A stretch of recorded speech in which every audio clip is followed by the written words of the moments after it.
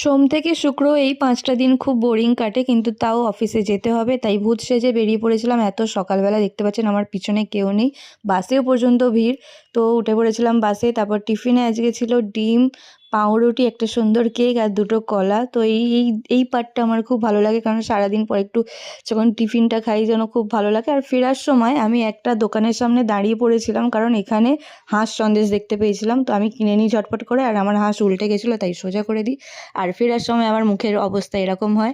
আর আমার পাড়াতে এরকম ছোটো ছোটো 3টে সদস্য আছে, তারা তো আমাকে দেখলে খুব খুশি হয়ে যায়।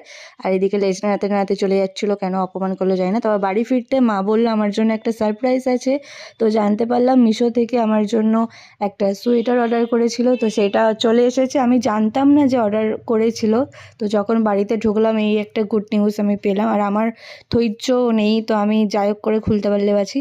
তো এই দেখতে পাচ্ছেন। আর আমার সত্যি বলতে কোনো আইডিয়া ছিল না যে মা এটা নিয়েছে। আর আমার তো খুব পছন্দ হয়েছে, কেননা এটা এতটা মোটা। আমার এরকম সোয়েটার আছে, কিন্তু এটা আমার এরকম কালারের নেই। তো এই সোয়েটারটা আমার খুব পছন্দ হয়েছে, আর আমি তো খুব খুশি। তারপর আমি পরে একটু দেখিয়ে দিলাম আপনাদের, আর আমারও সত্যি খুব ভালো লেগেছে। থ্যাংক ইউ মা।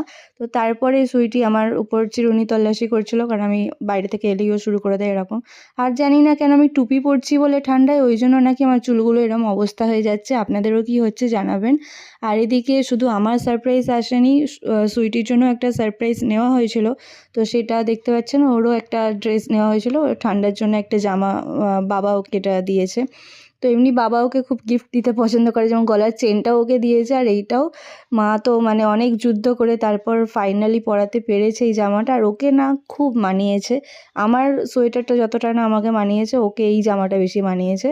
আর ও মেয়েও তো খুব খুশি এটা পেয়ে। তারপর অন্য জামা বা কিছু ওকে যদি পরানো হয় তখন ছেঁড়ার জন্য পাগলামো করে, কিন্তু এটা পরে ও ঘুরছিল, মানে নর্মালি ছিল, খুশি হয়েছিল। আর ওর কোনো পার্সেল এলে ওই প্লাস্টিকটা ওকে মুখে দিতে হবে, ওটা নিয়েই ও খুশি, আর কিছু না দিলেও হবে। তো আরেকটা জিনিস মা মিশো থেকে সব একসাথেই চলে এসেছিলো।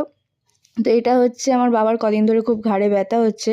তো এইটা একটা নরম স্পঞ্জের বালিশ বলতে পারেন, চেন আছে, চেন সিস্টেম। আর ও চলে আসবে সব ভিডিওতে, অ্যাভয়েড করুন। তো এটা এই চেনটা খুললে ভিতরে স্পঞ্জ দেখতে পাবেন। তো এই যে স্পঞ্জের বালিশ, আর বালিশটা সত্যি খুব নরম ছিল। আমি তো কয়েকদিন পর ওটা আমারই হয়ে যাবে, যাই হোক।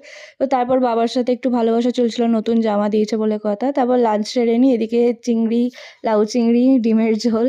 আর এদিকে বিকেলবেলা একটু জল খেতে, কারণ হাইড্রেশনটা ইম্পর্টেন্ট, তো হাইড্রেট থাকাটা ইম্পর্টেন্ট। আর এদিকে এটা আমার সবথেকে প্রিয় পার্ট। তো আমার দিনটা খুব বোরিং, কারণ এই যে আমি সন্ধ্যে 6টায় শুলাম, তারপর রাত 8টায় উঠবো, মানে রাত 9টায় উঠবো। তাই বাই বাই, এখানেই শেষ করলাম ভিডিওটা।